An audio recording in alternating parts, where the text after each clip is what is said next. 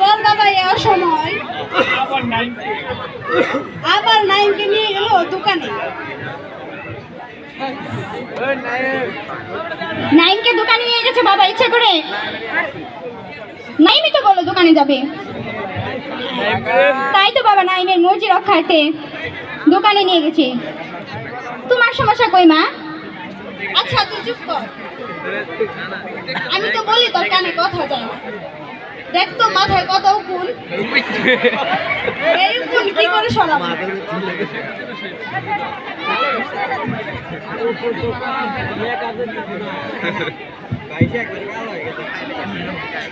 ভালোর ভালো মন্দের মন্দ, এই দুটাতেই বাজে খালি দ্বন্দ্ব। যাক, আইছি মনে হয় রহিম মিয়ার বাড়ি। তা মাজননি, তোমার বাপ জান কোথায়? সে তো ছোট ছেলে নাইমকে নিয়ে একটু দোকানে গেছে, এখনই চলে আসবে। তা আপনি কি মনে করে আসছে?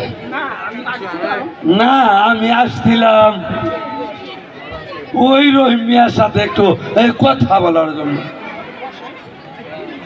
তাহলে বসেন, সে এখনই চলে আসবে। আচ্ছা, আমি একা বসতে পারবো না তো, আমার সাথে আরো দুজন আছে, তাদেরকে ডেকে নিয়ে আসি। করিম ভাই, করিম ভাই আসেন, ভিতরে আসেন, বস বস।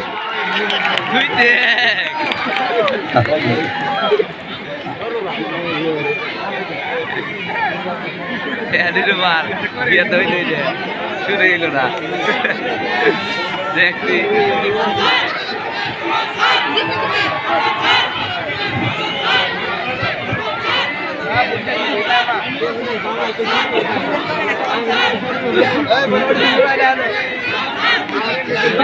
আরে করিম ভাই যে, আরে কি মনে করে করিম ভাই? আপনি আমার বাড়িতে, আমি তো কখনো কল্পনাও করতে পারি নাই। আরে তুমি বুঝো না রহিম ভাই, তোমার বাড়িতে কেন আইছি শোনো। এই রাস্তার পাশে বড়ই গাছ থাকলে মানুষ তো একটু উতাল পাতাল ঝাঁকি দিব।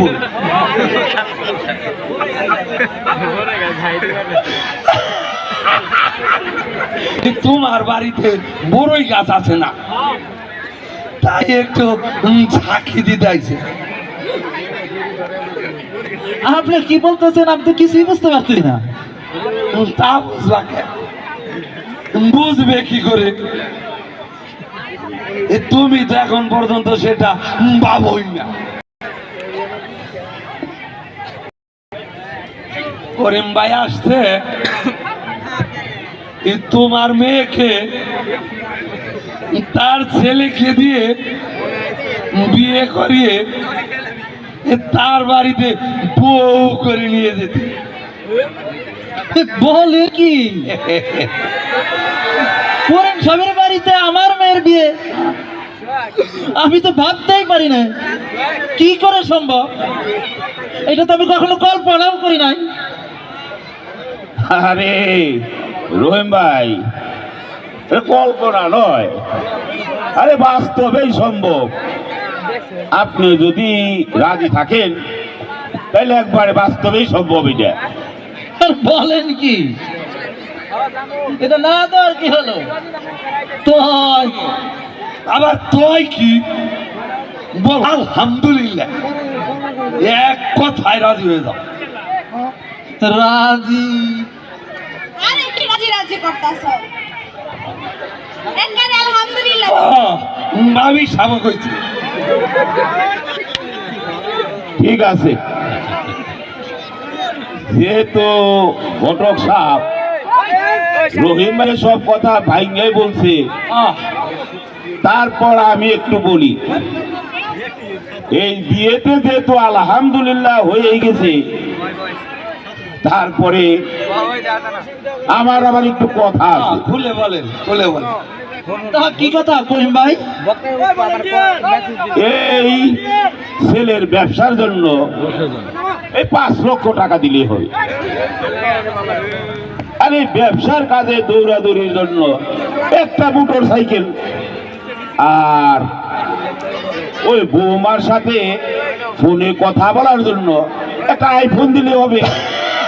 আর এই যে ঘরের আসবাবপত্র মাল সাবানা যা আছে এইগুলা তো দিয়েই দিবে, এইগুলা তো আর বলতে হয় না নাকি ঘটক সাহেব? আপনারাই বলেন তো, ইয়ার পরে আরো চাওয়ার কিছু এ থাকে? এ তো অল্প কয়টা জিনিস, এ রাজি হয়ে যাও রহিম মিয়া। এত টাকা আমি কোথায় পাবো? তাছাড়া এত টাকা দেওয়ার সামর্থ্য আমার নেই। বাবা, টাকা দিয়ে আমি বিয়ে বসবো না। যে ছেলে কিনা যৌতুক নিতে চায় আমি তার ঘরে কখনোই যাব না।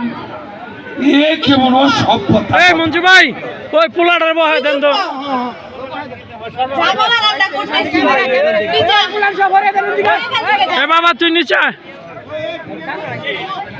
এই তো বুঝতে পেরেছে ভাবি সাহেব। তবে যা করার একটু জলদি করে করে। হয়তো কিছু টাকা দিতে পারবো, বাকিটা আস্তে আস্তে। আস্তে আস্তে মানে কিস্তিতে দিবেন? শুনলেন, আমি একটা কথা বলতেছি। বলো বলো। আমার বাবা যেটা বলতে চাচ্ছে, আপনার ছেলের ব্যবসার জন্য 5 লক্ষ টাকা এখন দিবে, মাশাআল্লাহ।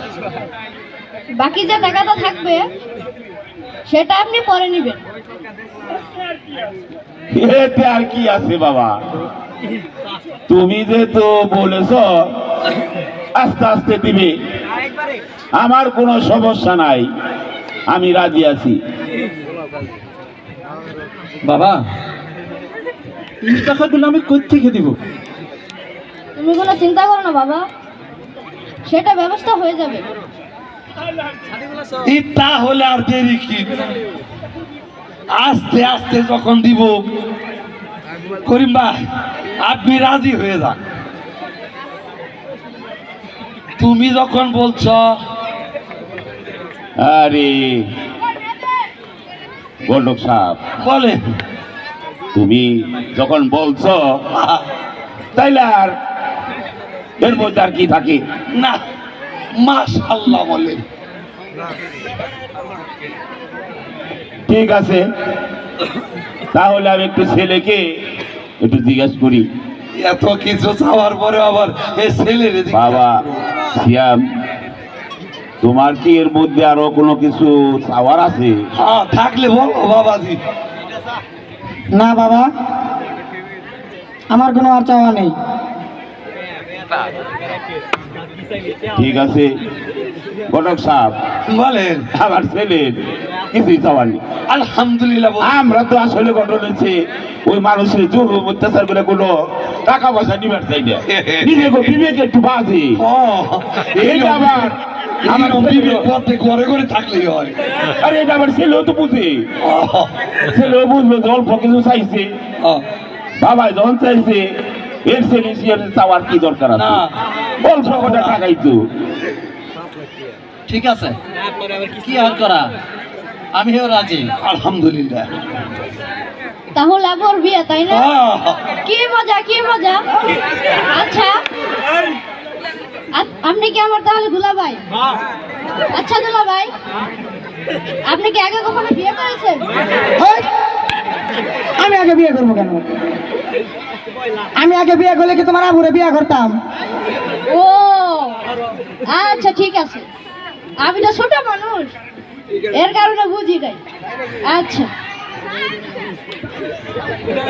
ঠিক আছে রহিম ভাই, তাহলে মেয়েকে সাজিয়ে গুছিয়ে নিয়ে আসেন, আজকে বিয়ে পড়িয়ে নিয়ে যাই, আর দেরি করার কোনো যুক্তি না। আচ্ছা ঠিক আছে, যাও তুমি একে সাজিয়ে নিয়ে আসো। ঘটক সাহেব বলেন, তাহলে বসেন, আমরা একটু সলা পরামর্শ করি। হ্যাঁ কই গো?